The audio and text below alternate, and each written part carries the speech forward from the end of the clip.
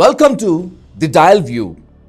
Main stream మీడియాలో మొన్నటి వరకు మంచు మోహన్ బాబు ఫ్యామిలీ వార్, నేడు సంధ్యా థియేటర్ వద్ద పుష్ప 2 తొక్కిసల్లాట, ఒకరి మృతి కేసులో అల్లు అర్జున్ అరెస్ట్. ఇప్పుడిదే వైరల్ న్యూస్.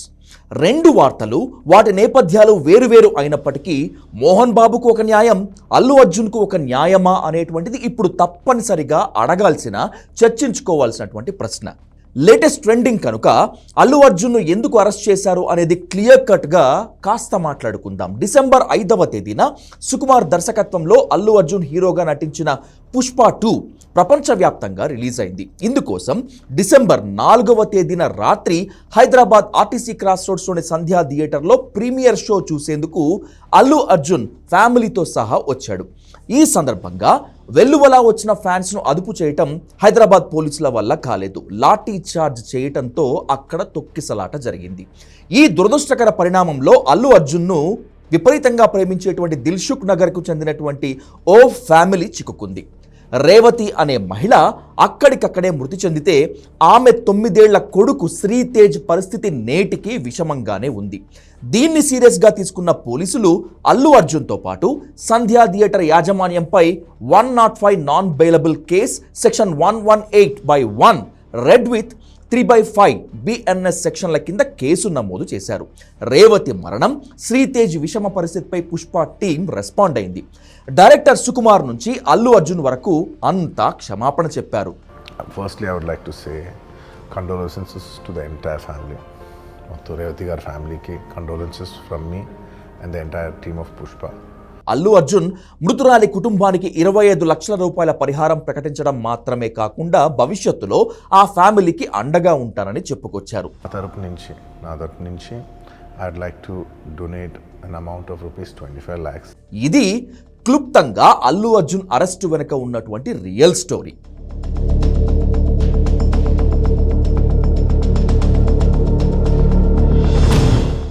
ఇప్పుడు మంచు మోహన్ బాబు విషయానికి వద్దాం. మంచు ఫ్యామిలీలో ఆస్తి తగాదాల కారణంగా Manoj versus Mohan Babu episode suspense థ్రిల్లర్ను తలపించింది. పోలీసులు ప్రేక్షక పాత్రలో, ఇరు వర్గాల బౌన్సర్లు యుద్ధవీరుల పాత్రల్లో ఒదిగిపోయిన ఈ పవర్ వార్, ప్రాపర్టీస్ వార్ అన్నదమ్ములను నడిరోడ్డుకి ఈడ్చింది. తండ్రి కొడుకుల ప్లాస్టిక్ కోటెడ్ అన్యోన్యతను బయటకు చూపించింది.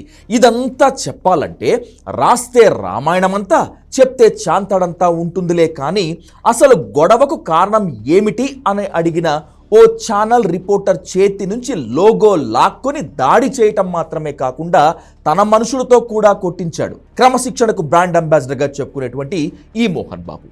ఈ దుర్ఘటనలో గాయపడినటువంటి జర్నలిస్ట్ రంజిత్కు ఆపరేషన్ చేశారు వైద్యులు. దీంతో అవుట్ ఆఫ్ డేంజర్గా ఉన్నాడు బాధితుడు. జర్నలిస్టులపై దాడికి నిరసనగా తెలుగు మీడియా రోడ్డెక్కితే గానీ హైదరాబాద్ పోలీసులు మోహన్ బాబుపై కేసు నమోదు చేయలేదు. ఎట్టకేలకు మంచు మనోజ్, మంచు విష్ణును బైండ్ ఓవర్ చేసి మోహన్ బాబుపై అటెంప్ట్ మర్డర్ కేసు బుక్ చేశారు.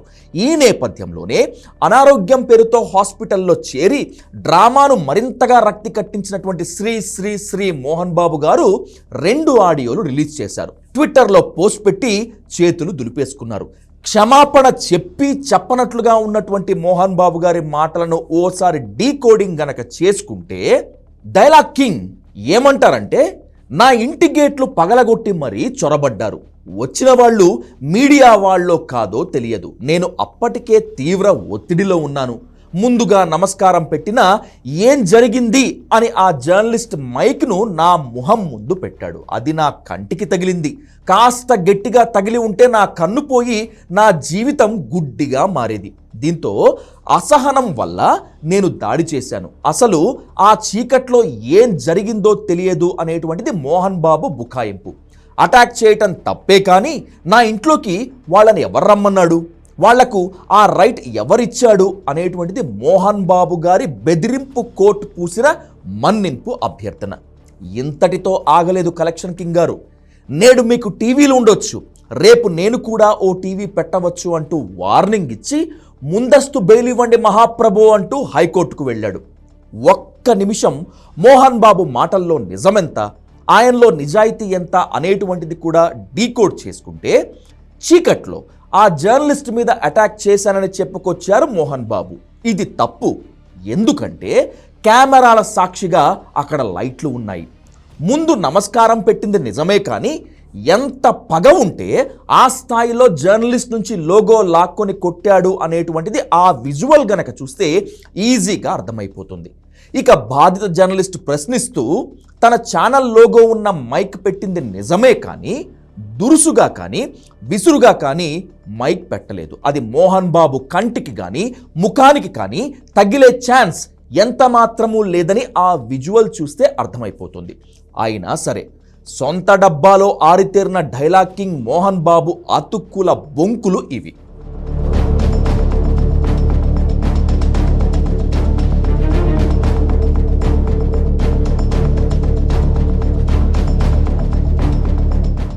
ఇప్పుడు అసలు విషయానికి వద్దాం.